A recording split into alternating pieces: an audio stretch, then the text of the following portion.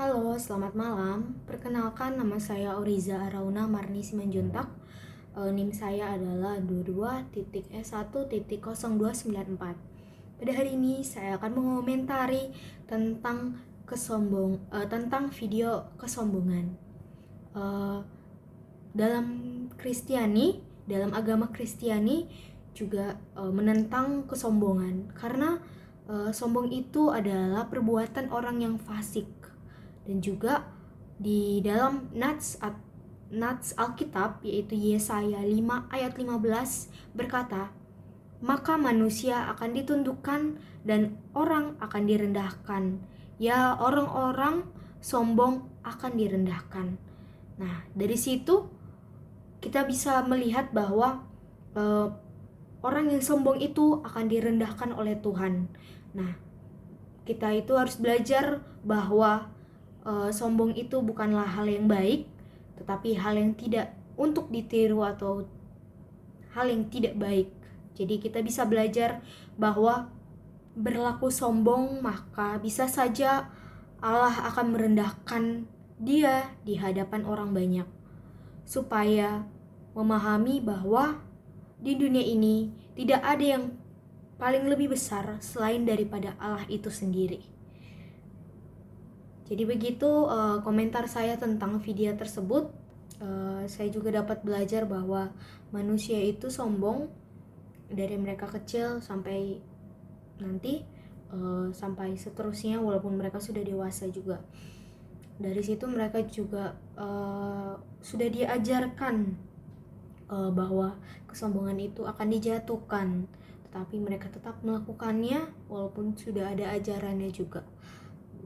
Dan juga saya juga belajar bahwa dinasti-dinasti itu juga dinasti-dinasti zaman dulu juga melakukan hal yang seperti itu, dan juga manusia juga hidup berabad-abad yang membuatkan mereka juga merasa mereka sombong karena mereka sudah hidup di dunia itu berabad-abad.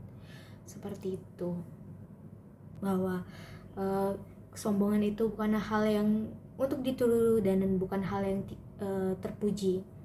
Dan saya juga akan menjawab 3 pertanyaan yang diberi Bapak dosen, yaitu yang pertama, pertanyaannya, menurut ideologi agama dan keyakinan Anda, bagaimana cara kita menjalin relasi dengan sesama supaya harmonis dan maju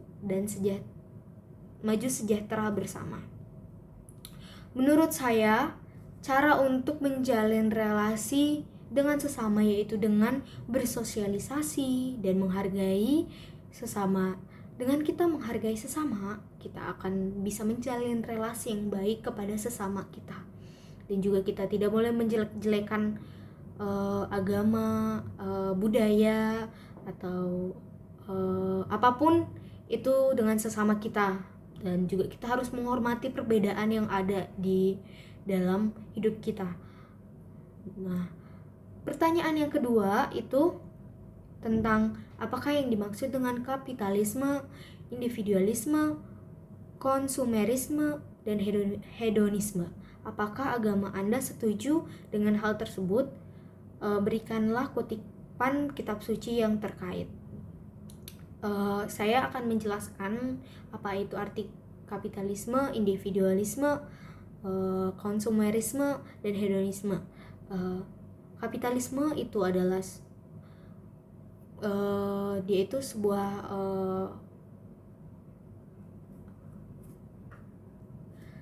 mode produksi yang bertujuan untuk meraih keuntungan yang sebesar-besarnya dengan biaya produksi sekecil-kecilnya, dan meminimalisasi biaya produksi dicapai dengan cara menekan upah pekerja. Nah, untuk individualisme adalah pribadi seseorang yang mengedepankan atau mengokohkan atau mempertahankan kebebasan diri dan kepribadiannya. Kalau misalnya individualisme ini, dia tuh cenderung egois dan mementingkan diri dia sendiri. Nah, untuk konsumerisme itu gaya hidup yang lebih menggunakan kepemilikan ekonomi di dalam Alkitab. Nah, seperti berfoya-foya seperti itu. Nah, hedonisme itu pandangan hidup yang menganggap bahwa orang akan menjadi bahagia dengan cara mencari kebahagiaan sebanyak mungkin dan sedapat mungkin untuk menghindari perasaan yang menyakitkan. Nah, saya akan menjelaskan satu-satu pandangan agama tentang 4 yang disuruh ini. Nah, yang pertama itu kapitalisme itu. Kalau kapitalisme dia itu kami sebagai agama Kristiani itu tidak setuju karena di sini dia ini seperti ini apa dia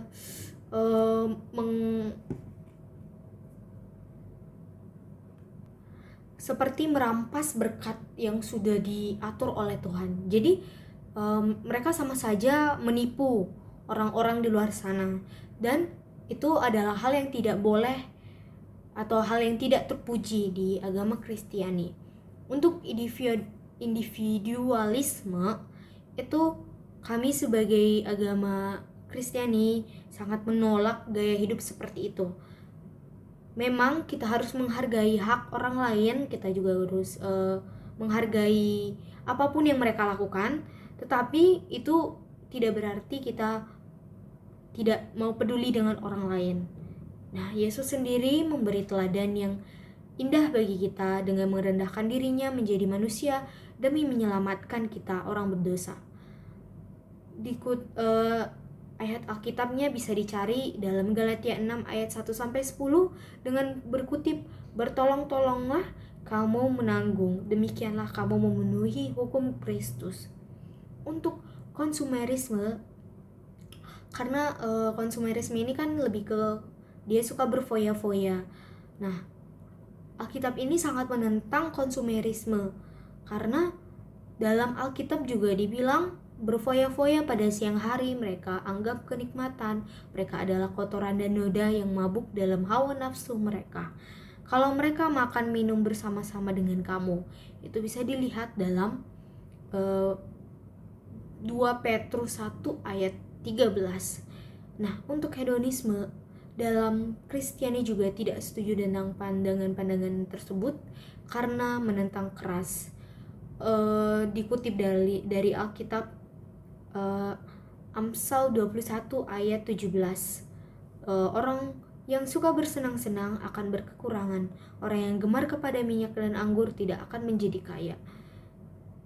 Bahwasanya hedonisme ini suka bersenang-senang dan akan berkekurangan apabila mereka berkekurangan. Nah, untuk pertanyaan yang ketiga, dalam kitab suci Anda dijelaskan konsep dunia kiamat karena kesombongan manusia. Jelaskan apa yang terjadi sebelum, selama, sesudah konsep kiamat tersebut. Sebelum kiamat mungkin, banyak orang yang akan sombong. Mereka akan sesuka-suka hati mereka dalam melakukan hidup mereka. Mereka juga akan banyak berfoya-foya. Mereka juga konsumerisme, mereka juga individualisme. Nah, juga di luar dari itu akan banyak bencana yang atau hal-hal yang di luar kekuatan manusia. Dan saat kiamat, ya tentu saja banyak sekali penderitaan, penyiksaan yang kejam untuk orang-orang yang sombong. Dan setelah kiamat, dunia akan seperti sedia kala sebelum adanya manusia. Jadi seperti itu saja jawaban dari saya. Saya harap ini bisa menjawab apa yang dipertanyakan oleh Bapak dosen. Sekian, terima kasih. Apabila ada salah-salah kata mohon dimaafkan. Terima kasih. Dari video yang saya tonton juga, saya juga dapat belajar bahwa manusia itu sombong dari mereka kecil sampai nanti sampai seterusnya, walaupun mereka sudah dewasa juga. Dari situ mereka juga sudah diajarkan bahwa kesombongan itu akan dijatuhkan, tetapi mereka tetap melakukannya walaupun sudah ada ajarannya juga. Dan juga saya juga belajar bahwa dinasti-dinasti itu juga dinasti-dinasti zaman dulu juga melakukan hal yang seperti itu, dan juga manusia juga hidup berabad-abad yang membuatkan mereka juga merasa mereka sombong karena mereka sudah hidup di dunia itu berabad-abad seperti itu.